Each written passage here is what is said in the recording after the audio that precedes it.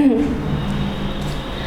Guys, तो मैं Sophia percentage से आपके लिए केमिस्ट्री के एक और नए वीडियो के साथ में, और हम यहाँ पर पढ़ रहे हैं क्लास 9 केमिस्ट्री, जिसमें हमारा टॉपिक चल रहा है एटम्स एंड मॉलिक्यूल्स।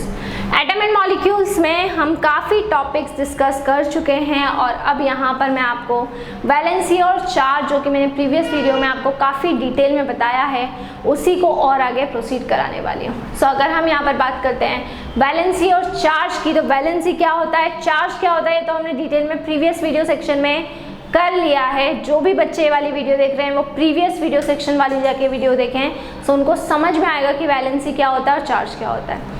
अब यहाँ पे मैं एलिमेंट्स लूँगी और उनका जो वैलेंसी और चार्ज का कॉन्सेप्ट है वो आपको निकाल के बताऊँगी। तो चलिए, सबसे पहले हम यहाँ पर एक कॉलम बना लेते हैं नेम ऑफ एलिमेंट का, फिर हम दूसरा कॉलम बना लेते हैं सिंबल का, फिर हम थर्ड कॉलम बना लेते हैं यहाँ पर वैलेंसी का, और फिर हम फोर्थ कॉलम बनाएंगे यहाँ पे आयन का। ठीक है, चलिए सबसे फर्स्ट एलिमेंट हम ले लेंगे हाइड्रोजन को। हाइड्रोजन का जो सिंबल होता है, हाइड्रोजन का सिंबल होता है H। अब हाइड्रोजन का सिंबल तो H होता है, वैलेंसी क्या होगी, सो हाइड्रोजन के पास में क्योंकि एक ही इलेक्ट्रॉन होता है, एटॉमिक नंबर इसका 1 होता है, एक ही इलेक्ट्रॉन रहता है, इसीलिए इसकी वैलेंसी कितनी हो जाएगी, 1।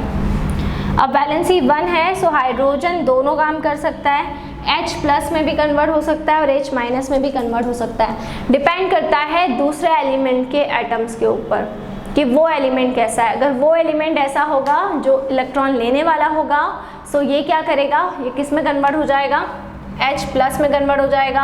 और अगर वो एलिमेंट ऐसा होगा जो इलेक्ट्रॉन डोनेटर होगा, इलेक्ट्रॉन देने वाला होगा, सो फिर ये हमारा H माइनस में कन्वर्ट हो जाएगा।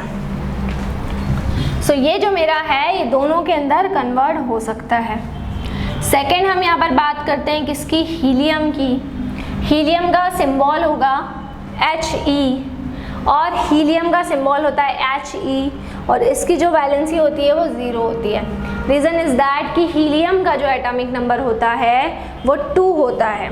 अब हीलियम का एटॉमिक नंबर 2 है, इसलिए ना ही इसको इलेक्ट्रॉन लेने की ज़रूरत है और ना ही देने की ज़रूरत है, क्योंकि हीलियम के आखिरी शेल में 2 ही इलेक्ट्रॉन, फर्स्ट शेल में हमेशा 2 इलेक्ट्रॉन होना चाहिए, और एटॉमिक नंबर 2 है, सो फर्स्ट शेल में 2 इलेक्ट्रॉन है, दैट्स वाई हीलियम के ऊपर कोई चार्ज नहीं होगा या आयन नहीं बनाता। ठीक है, हीलियम एक इनर्ट गैस है। फिर हम बात करते हैं लिथियम की। सो लिथियम का सिंबल होता है Li। इसकी जो वैलेंसी होगी वो हो जाएगी 1, क्योंकि लिथियम का एटॉमिक नंबर होता है 3। सो फर्स्ट शेल में 2 इलेक्ट्रॉन और सेकंड शेल में हो गया 1 इलेक्ट्रॉन। सो आखिरी शेल में 1 इलेक्ट्रॉन है, इसलिए वैलेंसी क्या हो गई है, 1 हो गई है। अब लिथियम क्या करेगा, डेफिनेटली 7 इलेक्ट्रॉन ले तो नहीं सकता, तो ये 1 इलेक्ट्रॉन देगा, दैट्स वाई लिथियम के ऊपर कैसा चार्ज आ जाएगा, एक पॉजिटिव चार्ज, मतलब ये पॉजिटिव आयन बना, केटायन। फिर हम बात करते हैं बेरिलियम की। सो बेरिलियम का सिंबल होगा Be। बेरिलियम का सिंबल क्या होता है, Be होता है। अगर वैलेंसी की बात करें, वैलेंसी की अगर बात करें तो बेरिलियम की वैलेंसी हो जाएगी 2, क्योंकि बेरिलियम 4 आता है, सो फर्स्ट शेल में 2 इलेक्ट्रॉन और सेकंड शेल में 2 इलेक्ट्रॉन्स हो जाएंगे, तो 4 हो जाएंगे। अब 4 में क्या होगा, 4, क्योंकि यहाँ पे 4 हो चुके हैं, सो 4 का मतलब ये 2 इलेक्ट्रॉन्स देगा डेफिनेटली, क्योंकि 6 इलेक्ट्रॉन लेना पॉसिबल नहीं है, तो 2 इलेक्ट्रॉन दे देगा।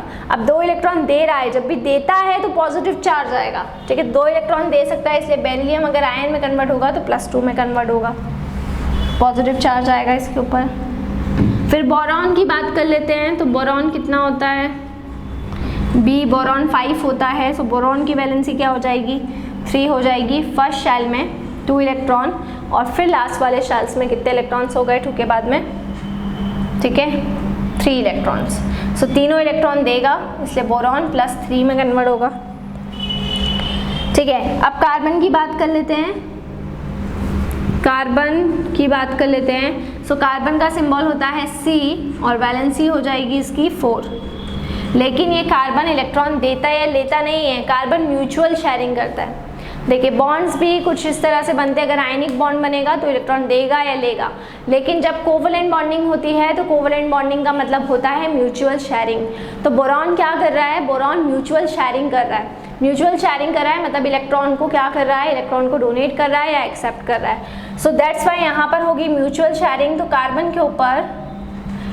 के ऊपर कोई भी चार्ज नहीं आएगा, क्योंकि क्या कर रहा है, ये म्यूचुअल शेयरिंग करता है। और जब म्यूचुअल शेयरिंग होगी मतलब ये जब दूसरा एलिमेंट से इलेक्ट्रॉन शेयर करेगा तो दूसरे वाला भी इससे करेगा, तो म्यूचुअल शेयरिंग के केस में चार्ज नहीं आता।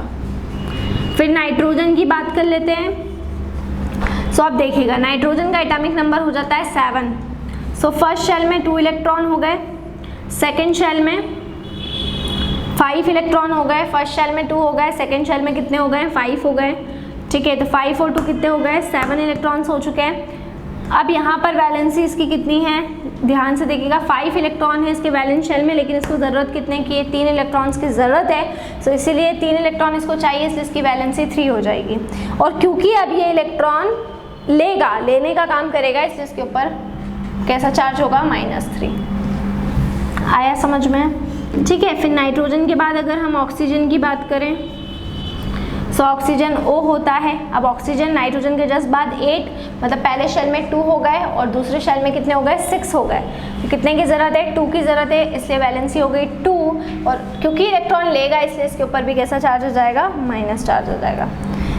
फ्लोरीन की बात करते हैं। फ्लोरीन का एटॉमिक नंबर होता है 9। पहले शेल में 2 इलेक्ट्रॉन और सेकेंड शेल में कितने इलेक्ट्रॉन हो जाएंगे, पहले शेल में 2 इलेक्ट्रॉन, सेकेंड शेल में 7 इलेक्ट्रॉन्स हो जाएंगे। तो 1 इलेक्ट्रॉन की ज़रूरत रहेगी, इसलिए 1 इलेक्ट्रॉन लेगा, इसलिए -1। ठीक है, नियॉन जो रहेगा, सो नियॉन कैसा, नियॉन के पास में 10 इलेक्ट्रॉन्स होते हैं। तो फर्स्ट शेल में 2 इलेक्ट्रॉन और सेकेंड शेल में 8 इलेक्ट्रॉन, तो रिक्वायरमेंट फुलफिल हो गई। ना ही इलेक्ट्रॉन लेने की ज़रूरत है और ना ही इलेक्ट्रॉन देने की ज़रूरत है, इसलिए यहाँ पे जो वैलेंसी हो जाएगी वो वैलेंसी हो जाएगी 0। और नियॉन के ऊपर कोई भी चार्ज नहीं होगा, मतलब नियॉन आयन नहीं बनाएगा। सो आपको समझ में आया यहाँ पे मैंने क्या कॉन्सेप्ट किया है कि जितने इलेक्ट्रॉन की ज़रूरत होगी आखिरी शेल में, अगर इलेक्ट्रॉन की कमी है, इलेक्ट्रॉन की ज़रूरत है, तो उस केस में हम क्या कर रहे हैं, इलेक्ट्रॉन को गेन करा रहे हैं। लेकिन अगर इलेक्ट्रॉन ज़्यादा हैं तो उस केस में हम इलेक्ट्रॉन को डोनेट करा रहे हैं। जैसे सोडियम की बात कर लेते हैं। सोडियम होता है 11 Na। सो अब सोडियम के केस में देखिए क्या होगा, फर्स्ट शेल में 2 इलेक्ट्रॉन, सेकेंड शेल में कितने हो गए, 8 और थर्ड शेल जो है उसमें 1 इलेक्ट्रॉन है। सो फर्स्ट शेल स्टेबल है, सेकंड भी स्टेबल है, थर्ड स्टेबल नहीं है। सो ये क्या करेगा, 1 इलेक्ट्रॉन दे देगा। जैसे सोडियम की वैलेंसी क्या हो जाएगी, +1, सोडियम के ऊपर +1 चार्ज होगा। ऐसे ही सोडियम के बाद जो मैग्नीशियम आएगा, मैग्नीशियम पे कैसा चार्ज हो जाएगा, +2 चार्ज हो जाएगा। तो सोडियम के जस्ट बाद आता है 12 होता है, फर्स्ट शेल में 2, सेकेंड शेल में 8 एंड लास्ट में 2 इलेक्ट्रॉन। तो जितने भी इलेक्ट्रॉन हमको मेनली क्या करना है, आखिरी वाला जो शेल है उसको स्टेबल करना है, या तो उस शेल को पूरा खत्म करके स्टेबल पे पहुंच रहा है तो वो करके इलेक्ट्रॉन डोनेट कर दीजिए, और अगर उस शेल में ज़्यादा इलेक्ट्रॉन है तो फिर इलेक्ट्रॉन गेन किए जाएंगे। सो उसी के बेसिस पे चार्ज बनते हैं, उसी के बेसिस पे इलेक्ट्रॉन दिए जाते हैं या लिए जाते हैं। सो ये मैंने आपको चार्ज का कॉन्सेप्ट पूरा करवा दिया। नेक्स्ट वीडियो में मैं आपको और कुछ कॉन्सेप्ट करवाने वाली हूँ। सो इसी तरह से जुड़े रहिए हमारे साथ में, वीडियोस को लाइक करते रहिए, चैनल को सब्सक्राइब करना ना भूलें। कोई भी डाउट, कोई भी क्वेरी हो उसे आप कमेंट बॉक्स में डाल सकते हैं। और अगर आप हमसे ऑनलाइन होम क्लासेस पढ़ना चाहते हैं सो हम आपको ऑनलाइन होम क्लासेस की फैसिलिटी भी प्रोवाइड कर रहे हैं। हमसे ऑनलाइन होम क्लासेस पढ़ने के लिए डिस्क्रिप्शन में जाकर सारी डिटेल्स ले लें और हमसे कांटेक्ट करें। घर पर रहें, सुरक्षित रहें, बाहर ना निकलें, बहुत ज़रूरी हो तो ही बाहर निकलें। मैंने आपको इसके पहले एटम्स एंड मॉलिक्यूल्स के बाकी के जो 2 चैप्टर हैं वो ऑलरेडी कंप्लीट करवा दिए हैं। सो प्रीवियस सेक्शन में जाकर आप उन दोनों वीडियोस को जाकर देख सकते हैं। उसमें जो भी आपको डाउट हो, क्वेरी हो, उसको आप बिल्कुल कमेंट बॉक्स में डाल सकते हैं। सो मैटर के बेसिस पे जो मैटर होता है, मैटर का क्लासिफिकेशन, मैटर के जितने भी कॉन्सेप्ट हैं वो सब कुछ हमने उधर कंप्लीट किया है। इधर हम पढ़ रहे हैं एटम्स एंड मॉलिक्यूल्स।